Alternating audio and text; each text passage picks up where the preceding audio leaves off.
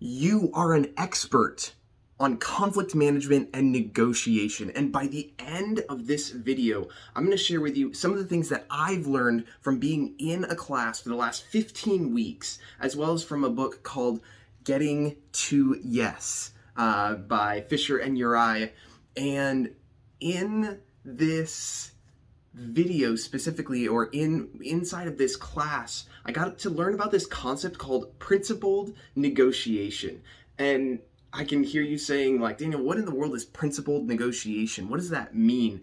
And it kind of comes from this backdrop that before there was principled negotiation, there was hard negotiation and soft negotiation. And the problem with hard negotiation is that it often destroys relationships. And the problem with soft negotiation is it means that people don't get what they actually want. And so inside of principled negotiation, it's this duality of it's hard on it's soft on the people, but it's hard on the problem. And so inside of principled negotiation, there's this framework of we want things that are wise, efficient, and amicable. That means we want the outcome to be wise, efficient, and amicable. And inside of this pattern, inside of this framework, it really allows for us to actually get the things that we do want and be kind to the people in the process. And even as I'm sharing these things, you may be asking yourself, why does this matter? And there's kind of three modules that I've been learning about and am continuing to grow in. And the three modules are getting past no, getting to yes, and then going beyond yes.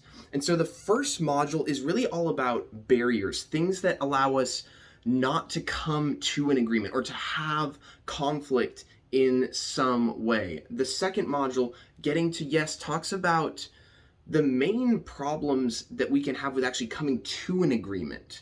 And so inside of even this module, I'm remembering more about this one specifically, which is we want to make sure we focus on the problem, not just the people. Because sometimes the people and the problems that we as people can bring into a problem, into a negotiation, that can cause a lot of problems. So we have to separate, or disentangle is the word they used, the people from the problem. The second part of this second module is to use an interest-based approach. And what that means is most people will come to something and they'll go, this is what I believe. And that's a position that we put forward. And the issue with that is usually the position that you or I put forward is not what's actually most important. Usually underneath, there's a root. There's something underneath the surface that is causing us to have that position. And so inside of this step, first we got to disentangle the people from the problem. Second, we have to look at what are the interests that are underneath the positions that we have. The third step of this is to invent options for mutual gain. So this means if we can understand what are the interests that are underneath the positions that you or I or someone else that we have to come to some sort of an agreement, what are those things that are underneath those positions? And then once we understand those interests, what are the different things, the different potential options that are possible? And then once we've done that, once we've brainstormed, there's a whole bunch to each one of these pieces. But once we've done that, the next step is then to use objective criteria. And this can be really, really powerful. And you may be asking, why does this matter? And one of the examples, I was actually able to use this step, use objective criteria, when I was both buying a car and selling a car.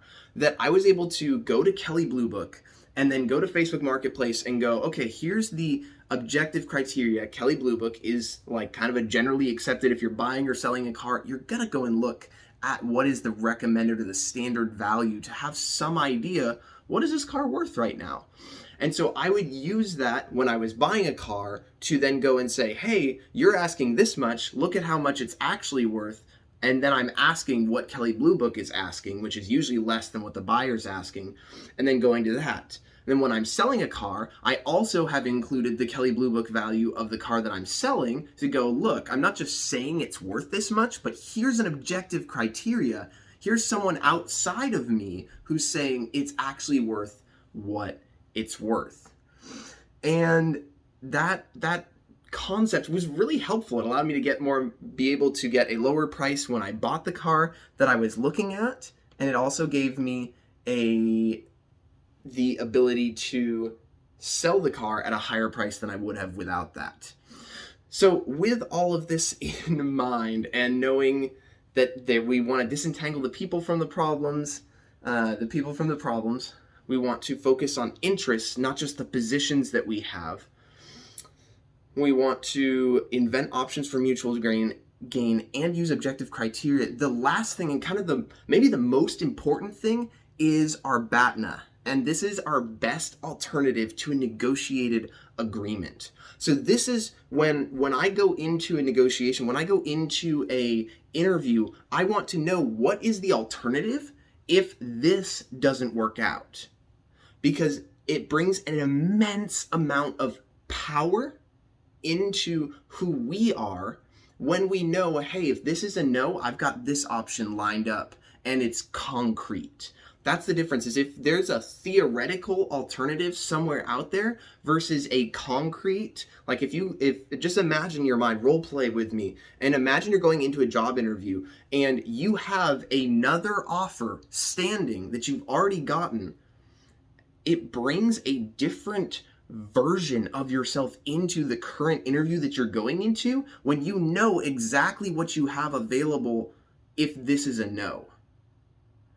And so the Batna, knowing what is the alternative and having it fleshed out to a point where it's concrete, it can bring an immense amount of power, even if you're the one who technically has less power if you're going in for a job interview or if you're trying to buy a car or something like that, because if you know for sure what the alternative is, you have an incredible level of strength and power to be able to move from. Thank you so much for watching. If you enjoyed this video, please drop a like down below. I have a final in this class in about 5 days, and so I hope you enjoyed what I've learned from it so far. I'm going to keep studying, and I may share another thing, because this was my favorite class that I've taken in all of my college career, and this is kind of just scratching the surface, and I will probably share a couple more ideas from it. Thank you so much for watching. I'm grateful for you.